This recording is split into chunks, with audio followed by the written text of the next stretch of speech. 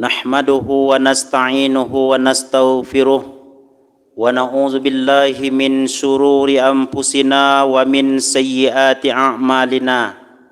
May yahdihillahu fala mudhillalah wa may yudlil fala hadiyalah. Asyhadu an la ilaha illallah wahdahu la syarikalah wa asyhadu anna Muhammadan abduhu wa rasuluh sallallahu alaihi wasallam. Allahumma salli wa sallim wa barik ala hadzal nabiyil karim sayyidina wa habibina Muhammadin wa ala alihi wa sahbihi ajma'in. Qala Allah ta'ala fi kitabihil karim. A'udzu billahi minasy syaithanir rajim. Bismillahirrahmanirrahim. Qul innal mautal ladzi tafirruna minhu fa innahu mulaqikum summa turadduna ila alimil ghaibi wasyahadah fayunabbi'ukum bima kuntum ta'malun. Shadaqallahul azim. Berlindung kita kepada Allah Subhanahu wa taala dari godaan syaitan yang terkutuk dengan menyebut nama Allah yang Maha Pengasih lagi Maha Penyayang. Katakanlah hai Muhammad, sesungguhnya kematian yang kamu lari daripadanya, dia akan menjumpai kamu. Kemudian kamu akan dikembalikan ke hadirat yang Maha mengetahui yang gaib dan yang nyata. Lalu dia akan memberitahukan kepadamu tentang apa yang telah kamu kerjakan. Maha benar Allah yang Maha Agung dengan segala firman-Nya. Quran surah yang ke-62 atau surah Al-Jumu'ah ayat yang ke-8. Ma'asyiral muslimin jamaah zuhur rahimani wa rahimakumullah. Pertama-tama kita bersyukur kepada Allah dengan mengucapkan alhamdulillahi rabbil alamin. Pada siang yang berbahagia ini, dengan izin Allah Subhanahu wa taala, kita telah dapat melangkahkan kaki dan mengayunkan tangan. Kita tinggalkan sejenak rutinitas kita. Kita tinggalkan pekerjaan kita. Kita datang ke masjid memenuhi panggilan Allah Subhanahu wa taala melalui pelaksanaan salat zuhur berjamaah. Sebagaimana yang kita ketahui bahwa harta perniagaan tidak akan ada artinya di hadapan Allah. Bahwa apa pekerjaan kita di dunia ini tidak akan ada faedahnya di hadapan Allah. Bahwa jabatan apapun yang kita sandang dan kita pikul tidak akan ada nilainya di sisi Allah manakala seorang hamba tidak mendekatkan diri kepada Allah melalui ibadah salat. Kenapa begitu? Karena salat adalah rukun Islam. As-salatu imaduddin. Salat adalah tiangnya agama. Faman aqamaha faqad aqamaddin. Siapa yang mendirikan salat, mengerjakan salat, berarti dia pada prinsipnya sudah mendirikan agamanya. Wa man tarakaha faqad hadamaddin. Barang siapa yang meninggalkan salat, maka berarti dia telah meruntuhkan agamanya. Maka bersyukurlah kita kepada Allah, karena Allah masih berikan kepada kita kesempatan untuk senantiasa meningkatkan ibadah kepada Allah, lebih-lebih melalui ibadah salat. Berapa banyak orang yang begitu menyesal, yang masih hidup di dunia, mereka terbaring di rumah sakit, ingin melangkahkan kaki ke masjid, ingin melaksanakan salat berjamaah. Ketika mendengarkan kumandang azan, dia ingin sekali datang berjamaah ke masjid, tapi apakan daya, fisiknya tidak kuat. Berapa banyak orang yang ketika di alam barzah ingin kembali ke dunia, melakukan amalan-amalan soleh, fayaqula rabbi laula akhartani ila ajalin qarib fa asaddaqa wa akum minas solihin. Wahai Tuhanku, tangguhkanlah kematianku walaupun agak sebentar. Maka dua hal yang akan aku lakukan ya Allah. Pertama adalah aku akan menjadi hamba yang dermawan dengan mensedekahkan hartaku. Yang kedua adalah wa akum minas solihin. Aku akan tingkatkan amalan-amalan solehku kepadamu ya Allah. Itu adalah penyesalan. Namun bagi kita yang masih diberikan kehidupan oleh Allah, berarti Allah masih menginginkan kita untuk senantiasa memperbaiki diri dalam kehidupan di dunia, agar nanti di akhirat kita tidak termasuk orang-orang yang menyesal. Salawat dan salam kepada Rasulullah sallallahu alaihi wasallam dengan ucapan Allahumma salli ala Muhammad wa ala ali Muhammad. Ma'asyiral muslimin, jamaah yang dimuliakan oleh Allah Subhanahu wa taala. Pada suatu ketika malakul maut datang bertamu ke rumah Nabi Ibrahim. Nabi Ibrahim bertanya, Nabi Ibrahim tahu bahwa ini adalah malakul maut. Bertanya kepada malaikat maut. Apa pertanyaan Nabi Ibrahim? Apakah engkau datang untuk mencabut nyawaku, ataukah engkau datang hanya untuk sekedar bertamu? Lalu malakul maut menjawab, saya datang hanya untuk sekedar bertamu. Karena sebagaimana yang kita ketahui bahwa Nabi Ibrahim adalah Abu Dhaifan, bapak yang senantiasa suka kalau ada tamu datang ke rumahnya. Malakul maut pun juga datang ke rumah Nabi Ibrahim. Lalu Nabi Ibrahim bertanya kepada malaikat maut tentang perihal bagaimana malaikat maut ketika mencabut ruh orang yang soleh dan ruh orang yang toleh atau yang durhaka kepada Allah. Pertama, malaikat maut menampakkan dirinya, mengatakan kepada Nabi Ibrahim, wahai Ibrahim, tutup matamu, berpalinglah engkau dalam pandanganku. Lalu Nabi Ibrahim ketika itu berpaling, malaikat maut merubah wujudnya menjadi seorang laki-laki yang ganteng, rupawan, yang kalau dilihat sekali seumur hidup tidak akan lupa. Wajahnya yang begitu manis, baunya yang begitu harum, yang kalau dicium sekian ratus kilo maka masih tercium baunya malaikat maut tersebut. Maka disuruhlah Nabi Ibrahim berpaling oleh malaikat maut. Berpalinglah engkau wahai Ibrahim. Ketika itu Nabi Ibrahim takjub, luar biasa. Beginikah cara engkau mencabut ruh orang-orang yang berbuat soleh, berbuat baik dalam kehidupan di dunia? Beginilah caraku ingin mencabut orang-orang yang dalam kehidupan di dunianya adalah dengan ibadah kepada Allah. Lalu bagaimana ketika engkau mencabut roh orang-orang yang toleh, yang maksiat kepada Allah? Wahai malaikat maut, palingkan wajahmu wahai Ibrahim. Tutup matamu, palingkan wajahmu. Ketika itu Nabi Ibrahim berpaling, malaikat maut berubah wujud menjadi seseorang yang sangat busuk sekali baunya. Matanya kalau dilihat sangat mengerikan sekali. Wajahnya juga seperti itu, sangat menakutkan. Maka sebagai pelajaran cukup melihat malaikat maut saja bagi orang yang berdosa, membuat dia akan merasakan saking pedihnya kematian di hadapan Allah Subhanahu wa taala. Lalu Nabi Ibrahim disuruh berpaling. Ketika itu Nabi Ibrahim melihat sosok malaikat maut tersebut dalam wajah yang sangat buruk. Nabi Ibrahim ketika itu pingsan. Lalu Nabi Ibrahim disadarkan dan dibangunkan oleh malaikat maut. Lalu Nabi Ibrahim bertanya kepada malaikat maut, beginikah caramu mencabut ruh orang-orang yang durhaka kepada Allah? Iya, seperti itulah saya mencabut ruh orang-orang yang durhaka kepada Allah.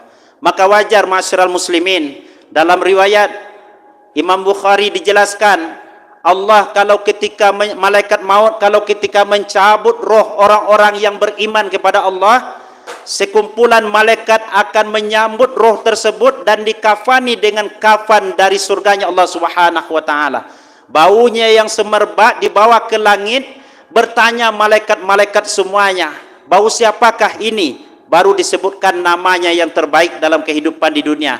Ini adalah baunya ruh fulan bin fulan. Namun ketika mencabut roh orang-orang yang kafir, yang durhaka kepada Allah, malaikat maut pun mencabut dengan sangat kasar. Malaikat yang lain pun bertanya-tanya, siapakah ruh ini? Kenapa baunya busuk sekali? Kenapa dia seperti ini? Inilah perbedaan antara orang-orang yang soleh dalam kehidupan di dunia dan orang-orang yang durhaka kepada Allah Subhanahu wa taala. Maka penting bagi kita ma'asyiral muslimin untuk senantiasa memperbaharui keimanan kita kepada Allah dengan senantiasa mengingat kematian. Untuk apa kita mengingat kematian? Untuk memperbaiki diri. Diingat-ingat saja kematian tapi ibadah tidak, maka berarti tidak ada faedahnya mengingat kematian. Mengingat kematian adalah untuk senantiasa meningkatkan kualitas ibadah kita kepada Allah Subhanahu wa taala. Sebuah keyakinan yang besar dalam diri kita ma'asyiral muslimin, bahwa siapapun dalam kehidupan di dunia ini dia akan merasakan kematian. Jangankan kita sebagai manusia biasa, sebagai makhluk biasa, para rasul, para nabi dan para rasul, orang yang dekat dengan Allah Subhanahu wa taala juga merasakan pedihnya kematian, sakitnya kematian. Bahkan Ubay bin Ka'ab ketika ditanya oleh Umar bin Khattab, bagaimana kiranya rasanya kematian tersebut, perihnya dan sakitnya, Ubay menjawab, sakitnya kematian laksana salah seorang berjalan di sebuah jalan, yang di jalan tersebut ada batang kayu yang berduri. Lalu durinya tersebut menyambar lehernya. Setelah itu batang kayu tersebut dipikul oleh orang-orang yang kuat, maka dia juga terbawa dengan duri tersebut. Begitu rasa sakitnya kematian. Dalam riwayat lain dikatakan sakitnya kematian sama halnya seperti 300 kali cambukan dengan pedang. Satu kali saja kita luar biasa bisa mati, apalagi dengan 300 kali. Begitu pedihnya kematian yang dialami oleh seseorang. Namun orang-orang yang bertakwa, beriman kepada Allah dalam kehidupan di dunia ini, malaikat maut pun juga iba sebenarnya dengan hal tersebut, dengan orang tersebut. Kenapa? Karena dia melakukan amalan soleh. Tapi masihkah dia merasakan sakitnya mati? Tentu dia bisa merasakan sakitnya mati di hadapan Allah Subhanahu wa taala. Innaka mayyitun wa innahum mayyitun. Engkau Muhammad adalah akan menjadi mayit, engkau akan mati. Wa innahum mayyitun, mereka pun semuanya akan menjadi mati. Fa iza jaa ajaluhum la yastakhiruna sa'ata wa la yastaqdimun. Kalau ajal seseorang sudah sampai, tidak bisa dipercepat, tidak bisa pula diperlambat. Ada orang yang mati ketika dia berkendaraan, ada orang yang mati ketika dia sujud kepada Allah Subhanahu wa taala, ada orang yang mati ketika dia menyampaikan khutbah dan ceramah, ada yang mati dalam melakukan kebaikan-kebaikan, memberikan hartanya di jalan Allah. Kalau mati dalam kebaikan, insyaallah husnul khotimah di hadapan Allah Subhanahu wa taala. Dan kita juga tidak bisa menghindari diri dari kematian. Kemanapun kita akan pergi, mati itu akan tetap datang kepada kita dalam keadaan dan posisi apapun kita. Kita baru diangkat jadi wali kota, kita baru diangkat jadi menteri. Diundurkah kematian kalau sudah tiba waktunya? Tidak. Kenapa demikian? Karena waktu, kapan dan dimanapun kita, itu adalah rahasia Allah Subhanahu wa ta'ala. Maka kenapa Islam menyuruh kita, Allah menyuruh kita agar kita senantiasa istiqomah beribadah, agar ketika kematian datang kepada kita, kita dalam keadaan taat kepada Allah Subhanahu wa ta'ala. Ibnu Umar berkata, iza amsaita fala tantaziris sabah. Kalau engkau berada di waktu subuh, jangan tunggu-tunggu waktu sore tiba. Wa iza asbahta wa iza amsaita fala tantaziris sabah. Kalau engkau berada di waktu sore, jangan tunggu datang waktu pagi. Ini pelajaran apa yang harus kita petik? Jangan ditunda-tunda dalam melakukan kebaikan. Ingin bersedekah langsung, ingin melakukan kebaikan usahakan lebih cepat, ingin melakukan ibadah kepada Allah bersungguh-sungguhlah, giatlah. Karena itulah hakikat kehidupan yang diberikan oleh Allah Subhanahu wa ta'ala. Jadi orang yang mengingat kematian menanamkan di dalam dirinya bahwa dia pun akan mati, sehingga dia akan bergegas untuk melakukan kebaikan-kebaikan kepada Allah Subhanahu wa ta'ala.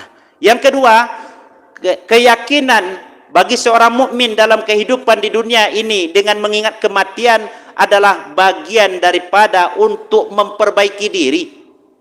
Lau ta'lamu ma'a'lamu, kata Nabi, kalaulah kalian tentu tahu apa yang ambo ketahui, la dahiktum qalila wa la bakaitum katsira. Engkau akan banyak menangis dan sedikit tertawa.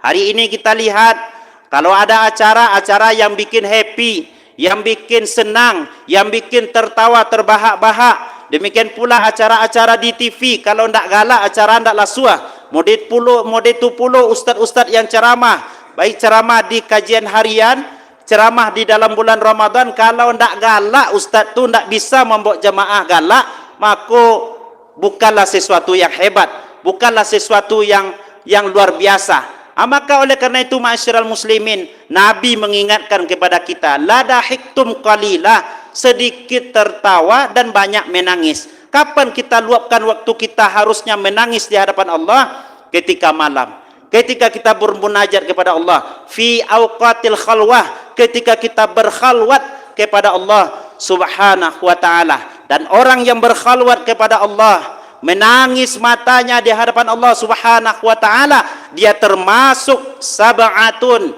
yuzilluhumullahu ta'ala fi zillih yauma la zilla illa zilluh. Dia akan mendapat naungan dari Allah subhanahu wa ta'ala di saat manusia tidak mendapatkan naungan melainkan hanya 7 golongan. Di antara 7 golongan tersebut adalah rajulun zakarallah, seseorang yang mengingat Allah subhanahu wa ta'ala, fafadat ainah, lalu air matanya menetes, mengingat, teringat dengan dosa yang telah dikerjakannya selama ini. Mudah-mudahan dengan senantiasa mengingat kematian, kita senantiasa memperbaiki diri sebagai hamba Allah subhanahu wa ta'ala, sehingga ketika kematian datang kepada kita, kita masuk ke dalam kubur. Apa kata Nabi? Innal qabra awwalu manzilin min manazilil akhirah.